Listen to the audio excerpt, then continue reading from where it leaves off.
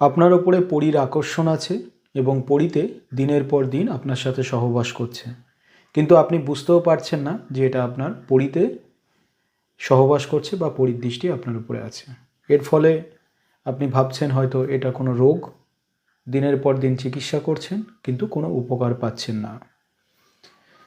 অনেক সময় আমরা সহবাসের স্বপ্ন দেখি, কিন্তু এই সহবাসের স্বপ্ন নানা রকম কারণে হতে পারে।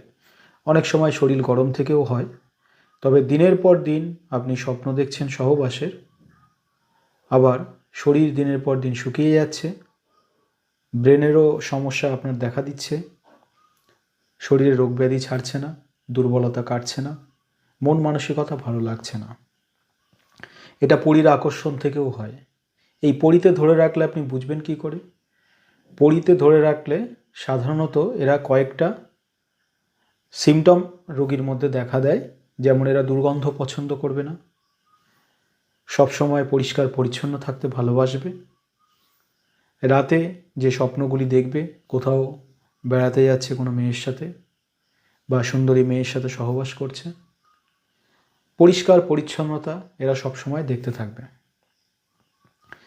সহবাসের স্বপ্ন অনেক প্রেতাত্মাও দেখায়, অনেক আত্মাও দেখায়, অনেক রকমের জিন দৃষ্টি এগুলোতেও দেখায়।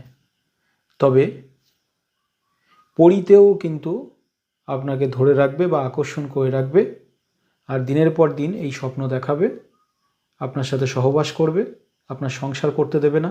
যদি সংসার থেকেও থাকে আগে, সেই সংসার ভেঙে দেবে, স্বামী স্ত্রীর সাথে সম্পর্ক রাখতে দেবে না। তো এই পরিদৃষ্টি অবশ্যই আপনার শরীর থেকে সরাতে হবে। যত দিন যাবে তত কিন্তু জিনিসটা সহজে আপনার শরীর থেকে সরবে না।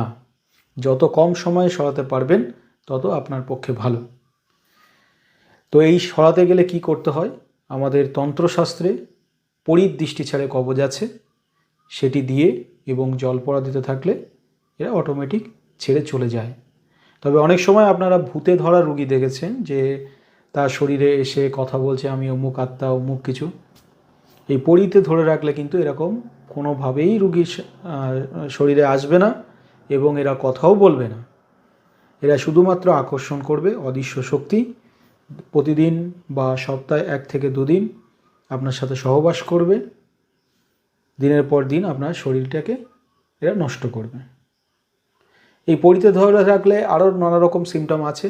এক একটা পরীর আবার বিভিন্ন প্রজাতি আছে, সেগুলি এক একটা পরীতে ধরলে এক এক রকম সিমটম হয়। সেটা আমার চ্যানেলে আগে থেকে অনেক ভিডিওতে আলোচনা করা আছে এবং পরবর্তীতে আরও আলোচনা করব। এই বিষয়ে যদি কারো কোনো প্রশ্ন থাকে আপনারা কমেন্টে লিখতে পারেন। আর এটা নিয়ে ভয় পাওয়ার কিছু নেই, কারণ আমাদের তন্ত্রশাস্ত্রে পরীর দৃষ্টি ছেড়ে কবচ। তবে আমরা যে শক্তিশালী তাবিজটা দিয়ে রাখি জিনের কবচ, এর মধ্যে আমাদের বহু অশুভ শক্তি সরানোর বিদ্যা প্রয়োগ থাকে। যেমন মহাকালের দৃষ্টি, জিনের দৃষ্টি, পরীর দৃষ্টি, প্রেতের দৃষ্টি, ব্রহ্মদৈত্য দৃষ্টি, এরকম বহু রকম যত রকম দৃষ্টি আছে, 64 নিশা, তো সমস্ত রকম কিন্তু এই একটার মধ্যে দেওয়া থাকে। তো আমরা সাধারণত এই জিনের কবচ দিই, কারণ যাকে পরীতে ধরে রেখেছে তাকে অন্য আত্মাও আবার ধরে থাকতে পারে বা অন্য অশুভ শক্তিও সঙ্গে এক থাকতে পারে। তো এর জন্য আমরা ওইটাই দিই এবং ওটাতেই সমস্যার সমাধান হয়ে যায়।